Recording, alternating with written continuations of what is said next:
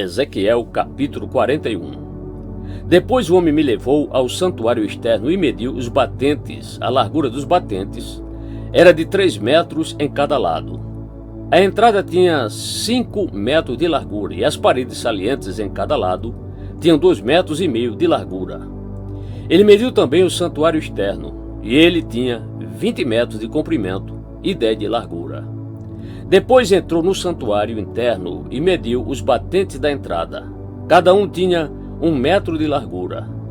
A entrada tinha 3 metros de largura e as paredes salientes em cada lado dela tinham 3,5 metros de largura. E ele mediu o comprimento do santuário interno. Tinha 10 metros e sua largura era de 10 metros até o fim do santuário externo. Ele me disse: "Este é o lugar santíssimo." Depois mediu a parede do templo. Tinha 3 metros de espessura e cada quarto lateral em torno do templo tinha 2 metros de largura. Os quartos laterais, sobrepostos uns aos outros, ficavam em 3 andares, havendo 30 em cada andar. Havia saliências em torno de toda a parte do templo para servirem de pontos de apoio para os quartos laterais, para que não fossem incrustados na parede do templo. As paredes laterais em torno de todo o templo eram mais largas em cada andar superior. A estrutura em torno do templo foi construída em plataformas ascendentes, de modo que os quartos ficavam mais largos à medida que se subia. Uma escada subia do andar inferior até o andar superior, servindo também o andar do meio. Vi que ao redor de todo o templo fora construída uma base, formando o alicerce dos quartos laterais. Era do comprimento da vara de medir, ou seja, 3 metros. A parede externa dos quartos laterais era de 2,5 metros de espessura. A área aberta entre os quartos laterais do templo e os quartos dos sacerdotes era de 10 metros de largura ao redor de todo o templo. Havia entradas para os quartos laterais a partir da área aberta, uma ao norte e outra ao sul. E a base vizinha à área aberta era de 2,5 metros ao redor de todo o templo. O prédio em frente do pátio do templo, no lado oeste, media 35 metros de largura.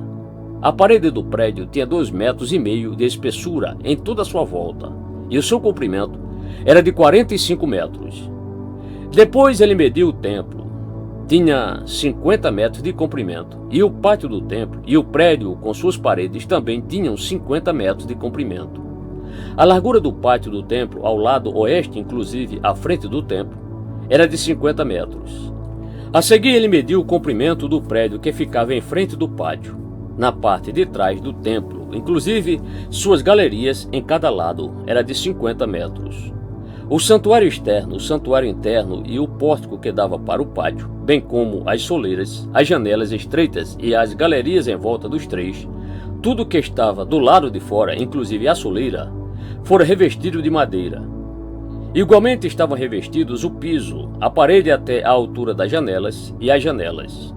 No espaço acima, do lado externo da entrada do santuário interno, e nas paredes, há intervalos regulares em volta de todo o santuário interno e externo. Havia querubins e tamareiras em relevo.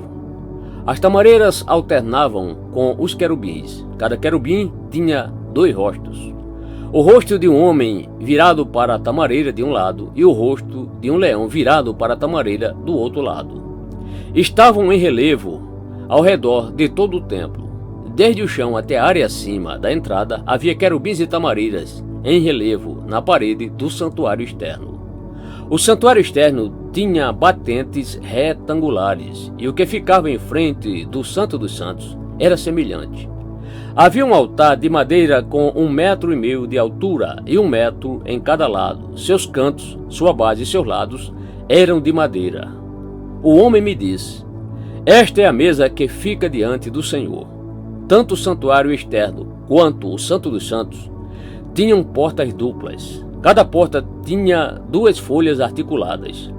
E nas portas do santuário externo havia querubins e tamareiras esculpidos em relevo, como os que havia na parede, e havia também uma saliência de madeira na frente do pórtico. Nas paredes laterais do pórtico havia janelas estreitas com tamareiras em relevo em cada lado. Os quartos laterais do templo também tinham saliências.